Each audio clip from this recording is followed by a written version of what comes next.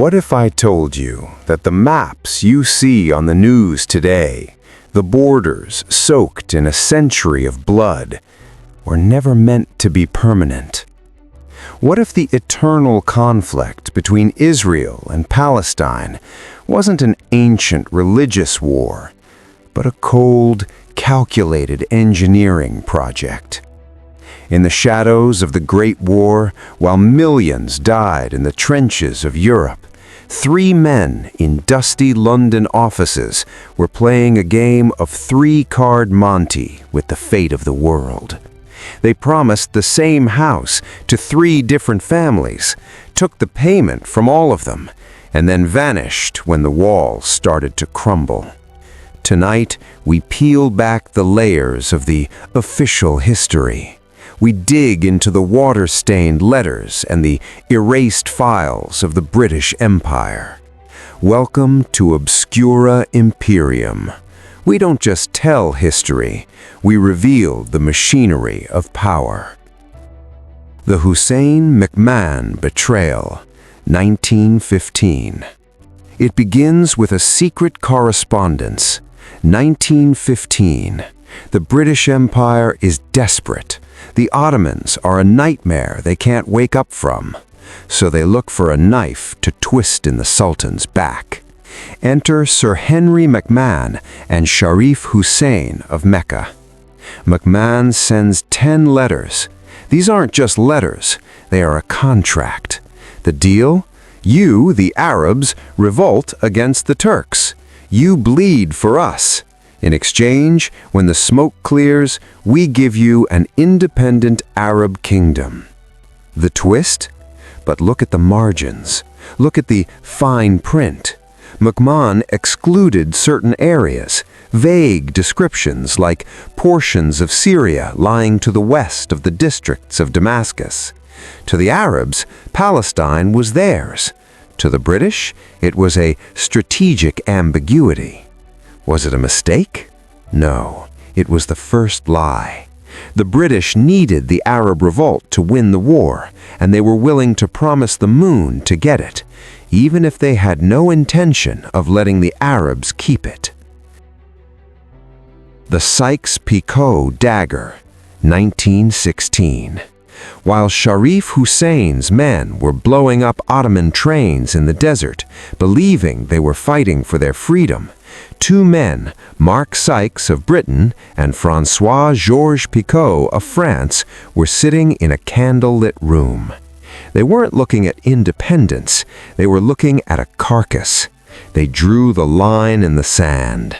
Blue for France, red for Britain, and Palestine, they colored it brown. International administration. The scandal. This was the ultimate betrayal. While one department of the British government was promising an Arab state, another was signing it away to the French. It was a secret deal so explosive that it remained hidden until 1917, when the Russian Bolsheviks broke into the Tsar's archives and leaked it to the world. Imagine the shock. Imagine the realization. The liberators were actually just the new landlords. The Balfour Declaration, 1917. The third promise. If 2 promises weren't enough to guarantee a century of war, the British decided to make a third. November 2nd, 1917, a short 67-word letter from Foreign Secretary Arthur Balfour to Lord Rothschild. It stated that Britain viewed with favor the establishment in Palestine of a national home for the Jewish people. The engineering of conflict. Why did they do it? Was it out of the goodness of their hearts? Hardly. The British Empire didn't have a heart, it had interests. They wanted Jewish support for the war effort in America and Russia. They wanted a loyal population in the Middle East to guard the Suez Canal, the jugular vein of their empire. But here is the erasure. The letter promised to protect the civil and religious rights of the existing inhabitants. But notice what it didn't say.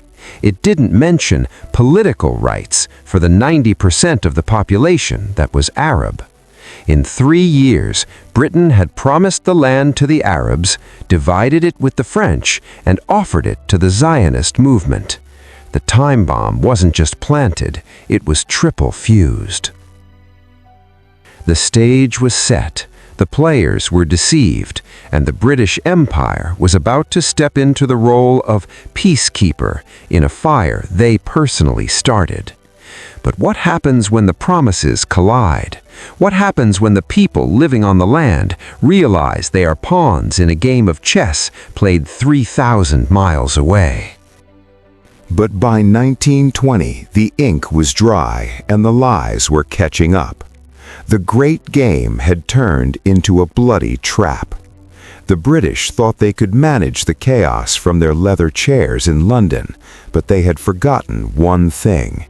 You cannot build a house on 3 different foundations without the roof falling on your head.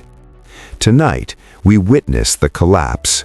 This is the era of the Mandate, the secret white papers, and the moment the empire decided to walk away, leaving a fire that has burned for 80 years.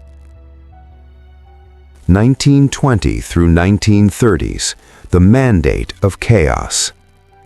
After World War I, the League of Nations handed Palestine to Britain as a mandate. In the language of diplomacy, it was a sacred trust to prepare the land for independence. In the language of empire, it was a colony with a fancy name. Britain was now the policeman of a territory where both sides felt robbed. The Arabs realized the independence they fought for was a myth. The Jewish immigrants, fleeing rising horrors in Europe, arrived to find a British administration that was constantly shifting the goalposts. History books often skip the 1920s, but this is where the scars were formed. 1920, 1921, 1929. Riots erupted, blood was spilled at the Western Wall and in Hebron. Britain's response? More commissions, more paperwork. Every time the British sent a team to investigate, they reached the same conclusion. The Arabs fear being displaced, and every time London ignored the warning. Why? Because the empire prioritized its strategic route to India over the lives of those on the ground. 1936 through 1939. The Great Revolt. By 1936, the boiling point was reached. The Great Arab Revolt wasn't just a protest, it was a full-blown war against British rule. For 3 years, the British used iron fist tactics. They demolished homes, used collective punishment, and executed rebels.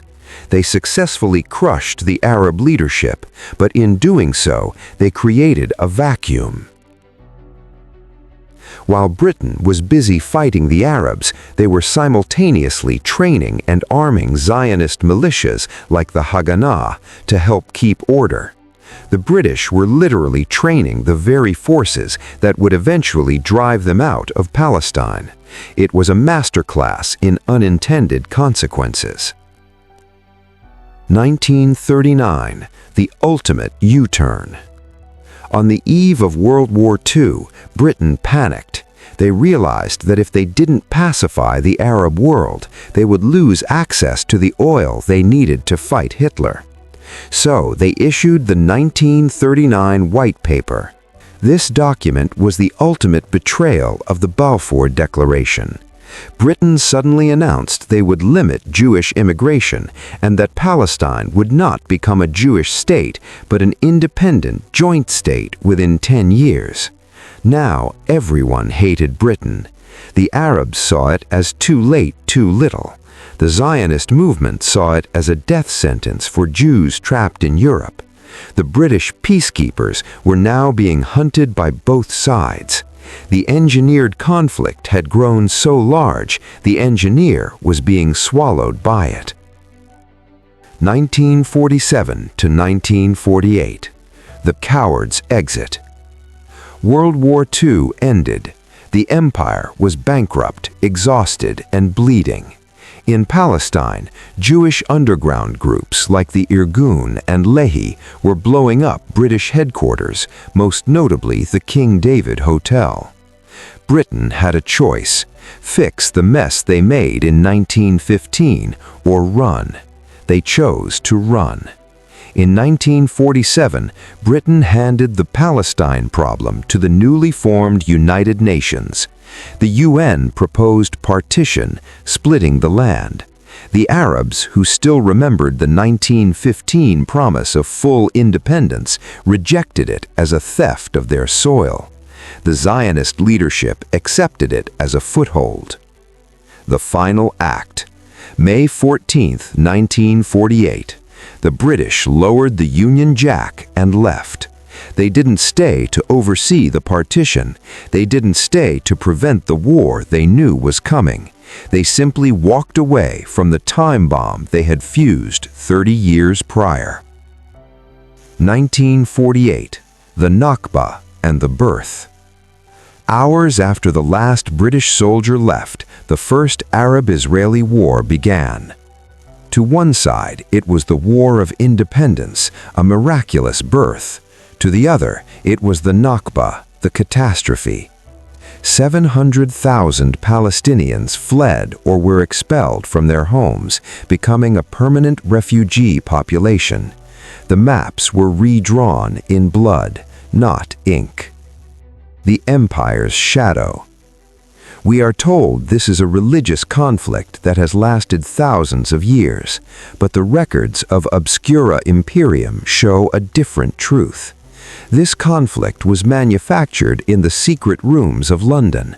It was built on a foundation of contradictory promises, strategic greed, and a total disregard for the people living on the land. Britain left in 1948, but the Empire's shadow never departed. Every rocket, every wall, and every tear shed in that land today can be traced back to a water-stained letter and a line drawn in the sand by men who never intended to stay. The history you know is a shield for the truth you are not supposed to see, but you weren't meant to stay blind. This is the end of the Triple Betrayal series. If you want to see the declassified files on the other empires that shaped our modern nightmares, you know what to do. Would you like me to analyze the erased maps of the 1948 borders next, or should we dive into the secret history of the Suez Crisis?